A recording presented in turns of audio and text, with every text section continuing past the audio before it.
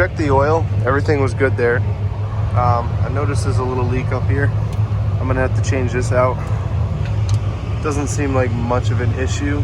I don't know if that's what's causing me to smell all the oil. Everything else in here looks pretty good. So I'm gonna go climb underneath.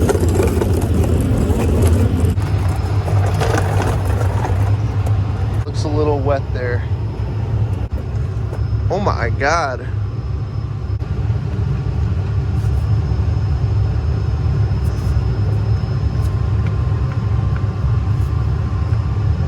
Little play there.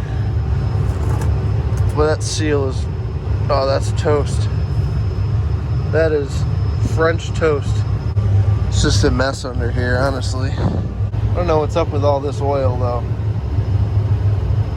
I'm more concerned about this now. Alright, so I took another look at this.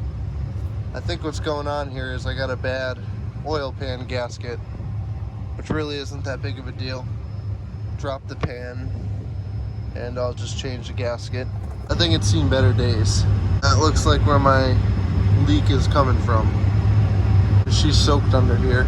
And as for this, I'm probably just gonna send this in and get the SYE kit. Hopefully that'll fix all my problems, because I blow through U-joints. You can tell those are new. And they're already going out. Looks like I'm gonna need to do the pinion seal and the SYE kit, as well as the drive shaft and all that. So we'll baby her until then. That's looking pretty bad. Not too good, folks.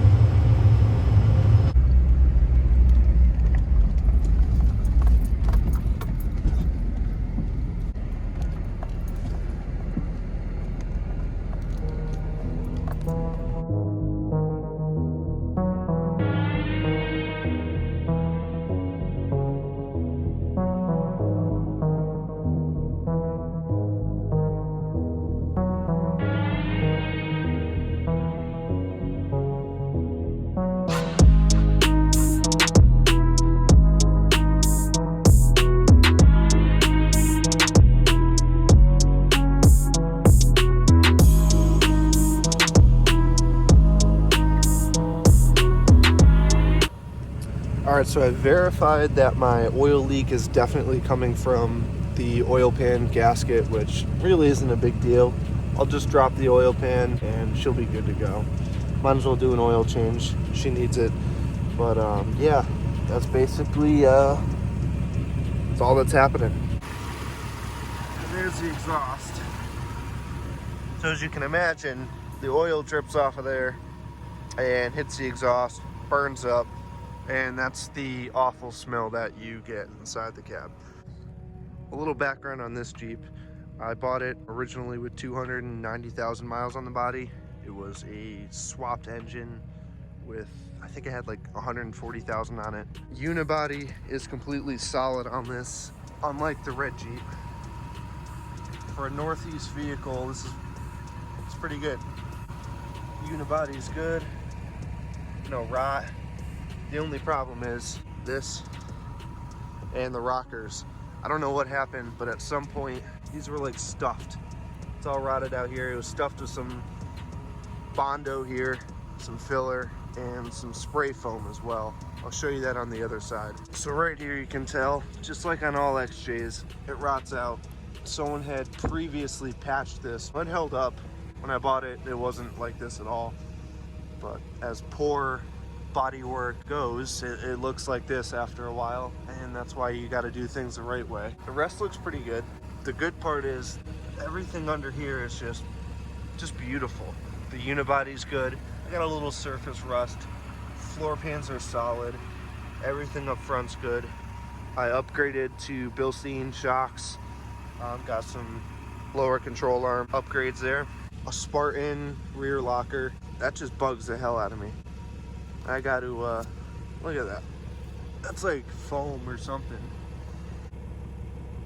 Gross. I don't even know why they would do this. It's such a clean Jeep. All they had to do was Oh, that's nasty. All they got to do was cut this out and weld in some steel.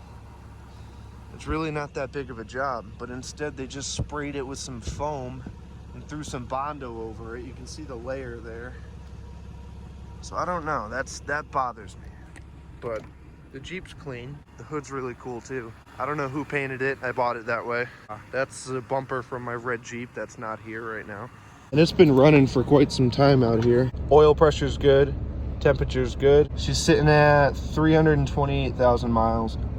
It's my winter rig. That's what I bought it for. I drive that every now and then. But basically, yeah, that's the other Jeep. Gotta fix that oil leak. And these wheels are just disgusting right now. I gotta clean these things up. It's northeast for you. Gotta keep this thing clean though. 3 days later.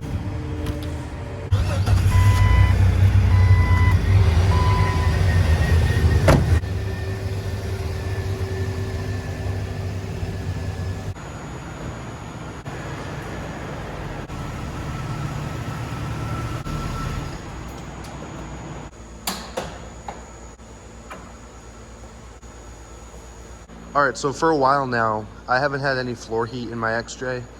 Basically what happens is it all just dumps out of the defroster, and did some research. I figured out whenever that happens, it's an issue with your vacuum line.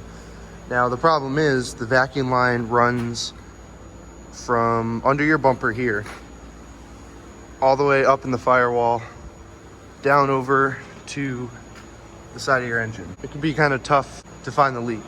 So what I did is I started from this little ball down here.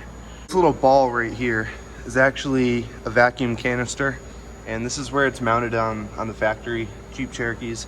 So what I did is I started with that line right there, and I traced it all the way up here, and I couldn't find any damn leaks, and it was really irritating. For the longest time, I just kind of dealt with it. But recently it's gotten really cold and I just can't take not having floor heat. It sucks. And then I was looking a little more. I totally missed it on this line. This completely snapped off. I fixed it. Oh, that's my way of fixing it. I'll explain that in a minute, but it broke off right here and caused a vacuum leak, which defaulted my heater vents to defrost, which happens if you have a vacuum leak. So what I did is I took the vacuum line and I plugged it with a screw and wrapped it with duct tape. It's the best I can do for now until I replace that line. And then it got me curious, do you even need that line? Well, obviously you need it if it's there, but how important is it? Well, come to find out, it's pretty important for two reasons. If you have cruise control, which I don't, it works off of that vacuum canister as well. When you're accelerating, if you're passing someone, if you're going up a hill, it automatically just defaults back to the defrost. And it's a pain in the ass, but honestly, it's not that big of a deal. Going from no floor heat to actually having floor heat now, when you lose it for 20 seconds and then you let up off the gas, it goes right back to the floor or whatever selection you have it on.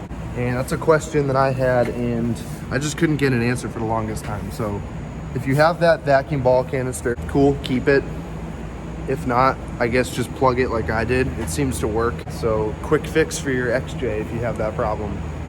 Just so you can see it a little better, this line right here, I believe it's this one. Could be that one, could be this one, but check your vacuum lines. If you have any type of issue with your heater vents, obviously if your heat isn't blowing hot, that's a separate issue. It's probably your heater core or some other coolant issue. So all I did was plug that stupid little line and now I have floor heat, which is great.